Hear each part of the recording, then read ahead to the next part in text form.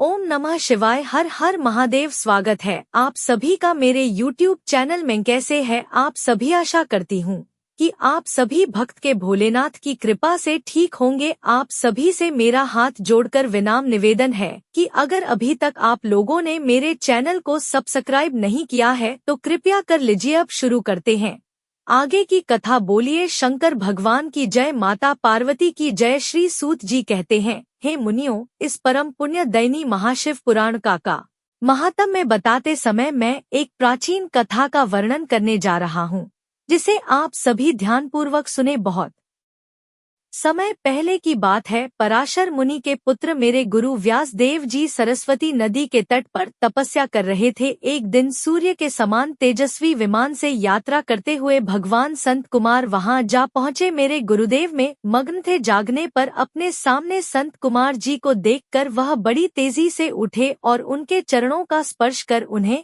अर्घ देकर योग्य आसन पर उनको विराजमान कर दिया। प्रसन्न होकर संत कुमार जी गंभीर वाणी में बोले, हे मुनि, तुम सत्य का चिंतन करो। सत्य तत्व का चिंतन ही श्रेय प्राप्ति का मार्ग है। इसी से कल्याण का मार्ग मिलता है और यही बेहद कल्याणकारी है। यह जब जीवन में आ जाता है तो सब सुंदर हो जाता है। सत्य का अर्थ है सदैव रहने वाला। इस पर काल का कोई प्रभाव नहीं पड़ता। यह सदा एक समान ही रहता है। संत कुमार जी ने महर्षि व्यास को आगे समझाते हुए कहा है, महर्षि, सत्य पदार्थ भगवान शिव ही है। भगवान शंकर का श्रवण, कीर्तन और मनन ही उन्हें प्राप्त करने के सर्वश्रेष्ठ साधन है। पूर्व काल में मैं दूसरे अनेकों साधनों के भ्रम में पड़ा घूमता हुआ तपस्या करने के लिए मंदराचल पर जा पहुंचा था। कुछ समय बाद महेश्वर शिव की आज्ञा से सबके साक्षी तथा शिव गणों के स्वामी नंदीकेश्वर भगवान वहां पर आए और स्नेह पूर्वक मुक्ति का साधन बताते हुए बोले, भगवान शंकर का श्रवण, कीर्तन और मनन ही मुक्ति का एकमात्र साधन है। यह बात मुझे स्वयं देवाधिदेव भगवान शंकर ने बताई थी। अतः तुम इन्हीं साधनों का अनुष्ठान करो। व्यास जी से ऐसा कहकर अनुगामी सहित संत कुमार ब्रह्मधाम को चले गए। इस प्रकार इस उत्तम वृतांत का संक्षेप में मैंने वर्णन किया है। ऋषि बोले, हे सूत जी, आपने श्रवण, कीर्तन और मनन को मुक्ति का उपाय बताया है, किंतु जो मनुष्य इन तीनों साधनों में असमर्थ हो वह मनुष्य कैसे मुक्त हो सकता है? किस कर्म के द्वारा बिना यत्न के ही उसे मोक्ष की प्राप्ति हो सकेगी? तब श्री सूत जी कहते हैं, हे सोनक जी, श्रवण, कीर्तन और मनन जैसे साधनों को प्राप्त करना प्रत्येक के लिए सुगम नहीं है। इसके लिए योग्य गुरु और आचार्य होना चाहिए। गुरु मुख से सुनी हुई वाणी मन की शंकाओं को दूर करती है। गुरु मुख से सुने शिव तत्व द्वारा शिव के रूप व स्वरूप के दर्शन और गुण अनुवाद में रसा के लिंग एवं मूर्ति की स्थापना करके रोज उनकी विधिवत पूजा करें। इसे अपनाकर वह इस संसार सागर से पार हो सकेगा। संसार सागर से पार होने के लिए इस तरह की पूजा आसानी से भक्ति पूर्वक की जा सकती है। अपनी शक्ति एवं सामर्थ्य के अनुसार धन राशि से शिवलिंग या शिव मूर्ति की स्थापना कर भक्ति भाव से उसकी पूजा करें। मंडप, तीर्थ, मठ एवं क्षेत्र की स्थापना कर उत्सव का आयोजन करें। दीप तथा पुआ और तरह तरह के भोजन नैवेद्य के रूप में अर्पित करें। श्री भगवान ब्रह्मा स्वरूप और निष्फल अर्थात कला रहित है और कला सहित भी मनुष्य इन दोनों स्वरूपों की पूजा करते हैं। संत कुमार जी पूछते हैं, हे नंदीकेश्वर, पूर्व काल मेनाज की कथा यहीं पर समाप्त होती है। उत्पन्न हुए लिंग बेर अर्थात मूर्ति की उत्पत्ति के संबंध में आप हमें विस्तार से कुछ बताइए। नंदीकेश्वर बोले, हे मुनीश्वर, प्राचीन काल में एक बार ब्रह्मा और विष्णु के बीच युद्ध हुआ तो उनके बीच स्तंभ रूप में शिवजी प्रकट हो गए। इस प्रकार उन्होंने पृथ्वी लोक का संरक्षण किया। उसी दिन से महादेव जी का लिंग के साथ साथ मूर्ति पूजन भी जगत में लित हो गया। अन्य देवताओं की साकार अर्थात मूर्ति पूजा होने लगी, जो कि अभिष्ट चिंतन रूप ही पूजनीय है। आगे नंदीकेश्वर बोले, पूर्व काल में श्री विष्णु अपनी पत्नी श्री लक्ष्मी जी के साथ शेष सैया पर शयन कर रहे थे। तब एक बार ब्रह्मा जी वहां पहुंचे और विष्णु जी को पुत्र कहकर पुकारने लगे। वह बोले, उठो पुत्र, मैं तुम्हारा ईश्वर तुम्हारे सामने खड़ा हूँ। यह सुनकर विष्णु जी को अत्यंत क्रोध आ गया, फिर भी वह शांत रहे। वह बोले, पुत्र तुम्हारा कल्याण हो, कहो अपने पिता के पास कैसे आना हुआ। यह सुनकर ब्रह्मा जी कहने लगे, मैं तुम्हारा रक्षक हूँ, सारे जगत का पितामह हूँ, सारा जगत मुझ में ही निवास करता है, तो मेरी नाभि कमल से प्रकट होकर मुझसे ऐसी बातें कर रहे हो। इस प्रकार दोनों में विवाद छिड़ गया। तब वे दोनों अपने को प्रभु कहते कहते एक दूसरे का वध करने को तैयार हो गए। हंस और गरुड़ पर बैठ दोनों परस्पर युद्ध करने लगे। ब्रह्मा जी के वक्षस्थल में विष्णु जी ने अनेकों अस्त्रों का प्रहार करके उन्हें घायल कर दिया। इससे कुपित हो ब्रह्मा जी ने भी पलटकर भयानक उन पर प्रहार किए। उनके पारस्परिक आघातों से देवताओं में हलचल मच गई। वह घबराए और त्रिशूलधारी भगवान शिव के पास गए और उन्हें सारी व्यथा सुनाई। भगवान शिव अपनी सभा में उमा देवी सहित सिंहासन पर विराजमान थे और मंद मंद मुस्कुरा रहे थे। महादेव जी बोले, पुत्रों मैं जानता हूँ कि तुम ब्रह्मा माँ और विष्णु के परस्पर युद्ध से बेहद दुखी हो, लेकिन तुम डरो मत, मैं अपने गणों के साथ तुम्हारे साथ वहां चलता हूँ। तब भगवान शिव अपने नंदी पर आरूढ़ हो देवताओं सहित युद्ध स्थल की ओर चल दिए। वहां छिपकर वह ब्रह्मा व विष्णु के युद्ध को देखने लगे। उन्हें जब ज्ञात हुआ कि वह दोनों एक दूसरे को मारने की इच्छा से माहेश्वर और पाशुपत अस्त्रों का प्रयोग करने वाले हैं, तो वह युद्ध को शांत करने के लिए महाअग्नि के तुल्य एक स्तंभ रूप में ब्रह्मा और विष्णु के मध्य खड़े हो गए। महाअग्नि के प्रकट होते ही दोनों के अस्त्र स्वयं ही शांत हो गए। अस्त्रों को शांत होते देखकर ब्रह्मा और विष्णु दोनों कहने लगे कि इस अग्नि स्वरूप स्तंभ के बारे में हमें जानकारी करनी चाहिए। दोनों ने उसकी परीक्षा लेने का निर्णय कर लिया। भगवान विष्णु ने शुकर रूप धारण किया और उसको देखने के लिए नीचे धरती में चल दिए। ब्रह्मा जी हंस का रूप धारण करके ऊपर की ओर चल दिए। पाताल में बहुत नीचे जाने पर भी विष्णु जी को स्तंभ का अंत न मिला। अतः पुनः वहां पर वापस आ गए। ब्रह्मा जी ने आकाश में जाकर केतकी का फूल देखा। वह उस फूल को लेकर विष्णु जी के पास गए। विष्णु जी ने उसके चरण पकड़ लिए और ब्रह्मा जी के छल को देखकर भगवान शिव प्रकट हो गए। विष्णु जी की महानता से शिव प्रसन्न होकर बोले, हे विष्णु जी, आप सत्य बोलते हैं, अतः मैं आपको अपनी समानता का अधिकार देता हूँ। नंदीकेश्वर आगे कहते हैं, महादेव जी ब्रह्मा जी के छल करने पर अतिक्रोधित हो गए। उन्होंने अपने त्रिनेत्र से भैरव को प्रकट किया और उन्हें आज्ञा दी कि वह तलवार से ब्रह्मा जी को दंड दे। आज्ञा पाते ही भैरव ने ब्रह्मा जी के बाल पकड़ लिए और उनका 5वां सर काट डाला। ब्रह्मा जी डर के मारे कांपने लगे। उन्होंने भैरव के चरण पकड़ लिए तथा क्षमा मांगने लगे। इसे देखकर श्री विष्णु जी ने भगवान से प्रार्थना की कि आपकी कृपा से ही ब्रह्मा जी को 5वां सर प्राप्त हुआ था, अतः आप इन्हें क्षमा कर दें। तब शिव जी की आज्ञा पाकर ब्रह्मा जी को भैरव ने छोड़ दिया। शिव जी ने कहा, तुमने प्रतिष्ठा और ईश्वर तत्व को दिखाने के लिए छल किया है, इसीलिए मैं तुम्हें श्राप देता हूँ कि तुम सत्कार, स्थान व उत्सव से सदैव विहीन रहोगे। ब्रह्मा जी को अपनी गलती का पछतावा हो चुका था। उन्होंने भगवान शिव के चरण पकड़कर क्षमा मांगी और निवेदन किया कि वह उनका 5वां सिर उन्हें पुनः वापस कर दे।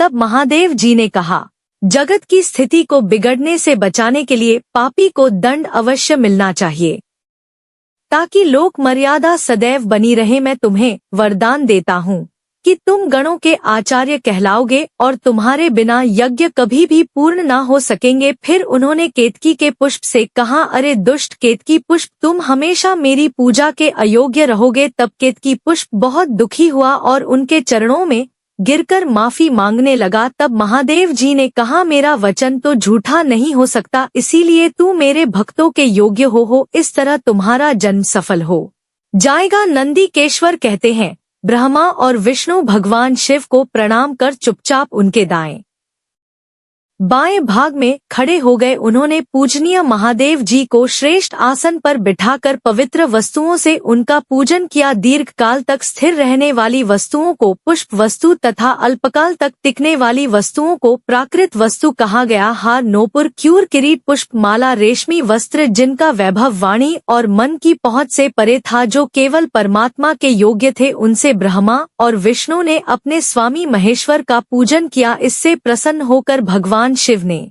दोनों देवताओं से मुस्कुरा कर कहा, पुत्र, आज तुम्हारे द्वारा की गई पूजा से मैं बहुत प्रसन्न हूँ।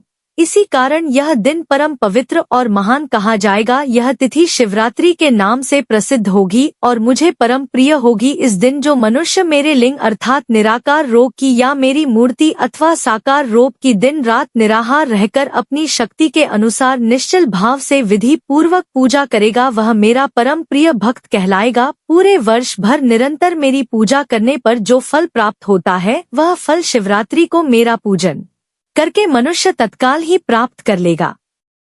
जैसे पूर्ण चंद्रमा का उदय समुद्र की वृद्धि का अवसर है, उसी प्रकार शिवरात्रि की तिथि मेरे धर्म की वृद्धि का समय है। इस तिथि को मेरी स्थापना का मंगलमय उत्सव होना चाहिए। मैं मार्गशीर्ष मास में आद्रा नक्षत्र से युक्त पूर्णमासी या प्रतिपदा को ज्योतिर्मय स्तंभ के रूप में प्रकट हुआ था। इस दिन जो भी मनुष्य पार्वती सहित मेरा दर्शन करता है अथवा मेरी मूर्ति या लिंग की झांकी निकालता है, वह मेरे लिए कार्तिकेय से भी अधिक प्रिय है। इस शुभ दिन मेरे दर्शन मात्र से पूरा फल व्यक्ति को प्राप्त हो जाता है। यदि दर्शन के साथ मेरा पूजन भी किया जाए तो इतना अधिक फल प्राप्त होगा कि वाणी द्वारा उसका वर्णन नहीं हो सकेगा। लिंग रूप में प्रकट होकर मैं बहुत बड़ा हो गया था। आतः लिंग के कारण यह भूतल लिंग स्थान के नाम से प्रसिद्ध है। जगत के लोग इसका दर्शन और पूजन कर सकेंगे। इसके लिए यह अनादि और अनंत ज्योति स्तंभ अथवा ज्योतिर्मय लिंग अत्यंत छोटा हो जाएगा। शिवलिंग के यहाँ प्रकट होने के कारण यह स्थान अरुणाचल नाम से जाना जाएगा तथा यहाँ बड़े बड़े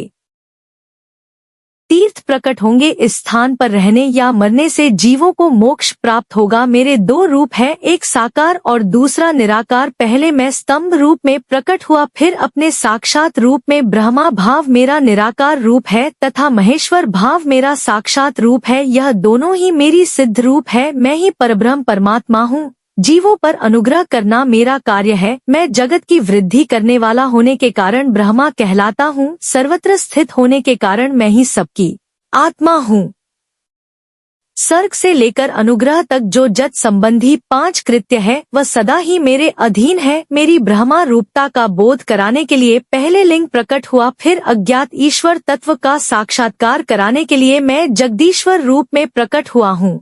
मेरा सकल रूप मेरे ईश्वर तत्व का और निष्फल रूप मेरे ब्रह्मा स्वरूप का बोध कराता है। मेरे लिंग की स्थापना करने वाले मेरे उपासक को मेरी समानता की प्राप्ति हो जाती है तथा मेरे साथ एक तत्व का अनुभव करता हुआ संसार सागर से मुक्त हो जाता है। वह जीते जी परम आनंद की अनुभूति करता हुआ शरीर का याग कर शिवलोक को प्राप्त होता है, अर्थात मेरा ही स्वरूप हो जाता है।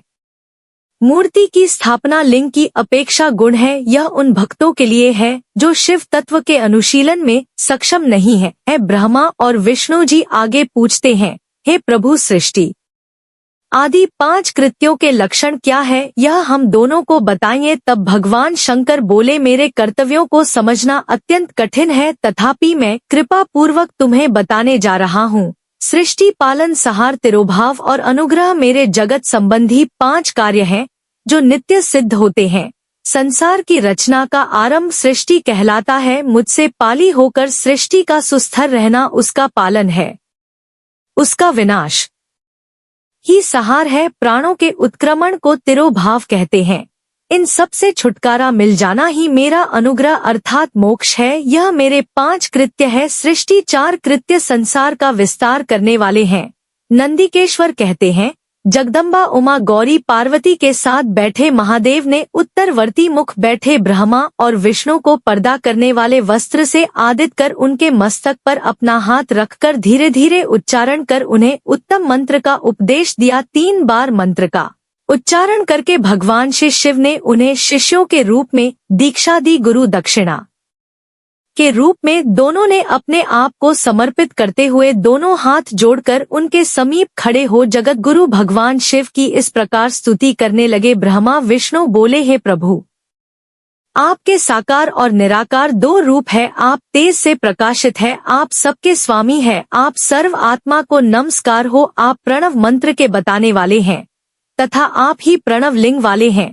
सृष्टि पालन संहार तिरोभाव और अनुग्रह आदि आपके ही कार्य हैं।